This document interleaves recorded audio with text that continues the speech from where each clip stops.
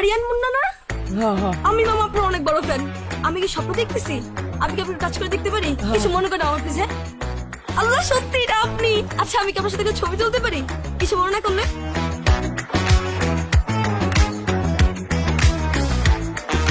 আরে মামা, আপনি রিকশাওয়ালা আরিয়ান মুন্না না? মামা আপনি তো অনেক বড় সেলিব্রিটি।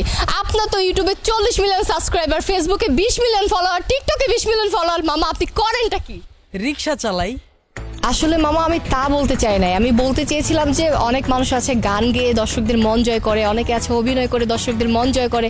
আপনি কি এমন কন্টেন্ট করেন বা কি এমন ট্যালেন্ট আপনার ভিতরে আছে যে দর্শকরা এত পছন্দ করে, আপনার এত ফ্যান, এত ফলোয়ার, সবাই আপনার সাথে ছবি তোলার জন্য পাগল হয়ে যাচ্ছে?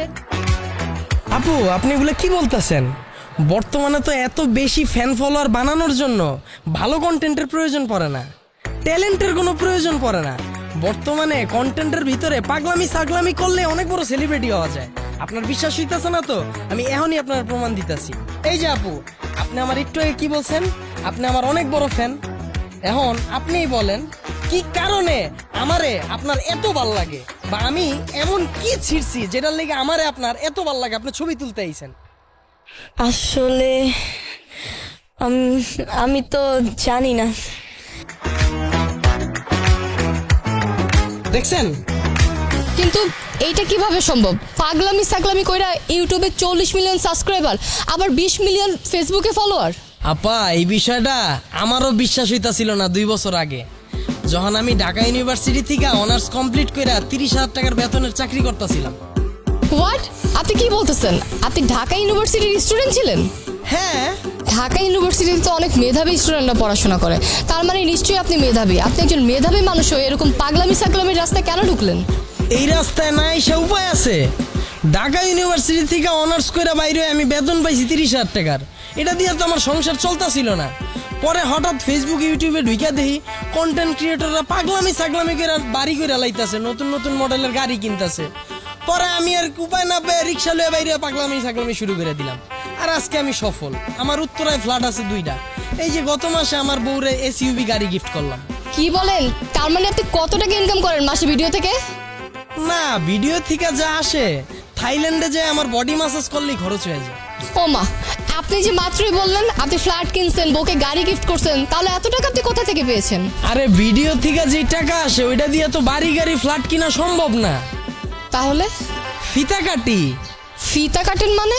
আরে বাবা, ফিতা কাটা বুঝেন নাই? এখন যত বড় বড় রেস্টুরেন্ট আছে, বড় বড় কোম্পানি আছে, ওরা যখন ওকে নতুন শাখা খুলে তখন ওইটার উদ্বোধন করার লেগা আমারে ডাকে।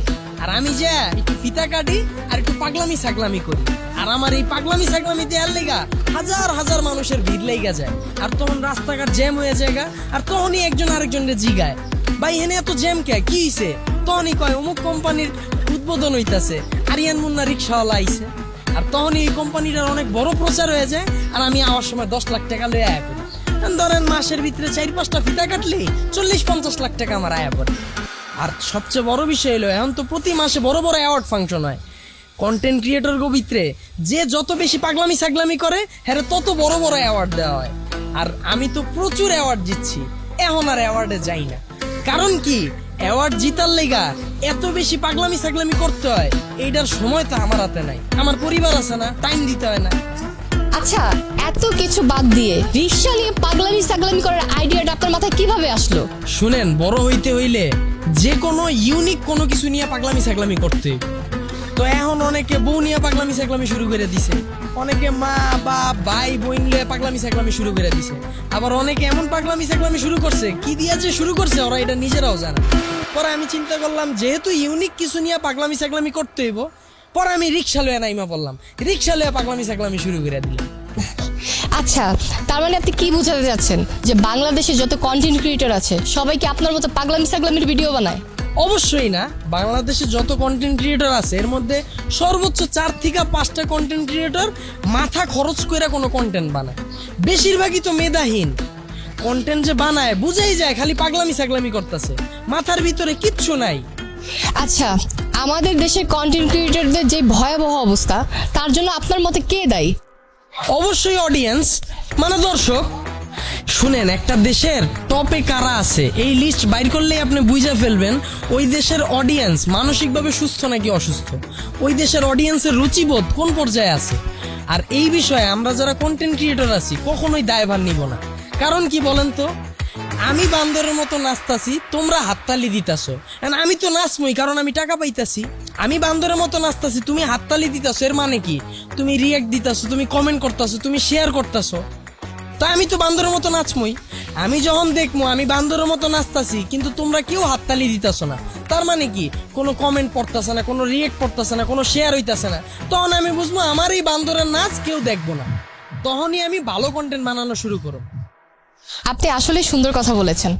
দর্শক, সবকিছু আসলে আমাদের হাতে। আমরা অডিয়েন্সরা যদি ভ্যালুলেস খারাপ ভিডিওগুলো ইগনোর করি তাহলে সব কন্টেন্ট ক্রিয়েটররা ভালো ভালো ভিডিও বানানো শুরু করবে, আর সেই ভিডিওগুলোর মধ্যে আপনারা সবসময় ভালো ভালো মেসেজ পাবেন, যার কারণে দেশ এবং জাতির চিন্তা ভাবনার পরিবর্তন আসবে।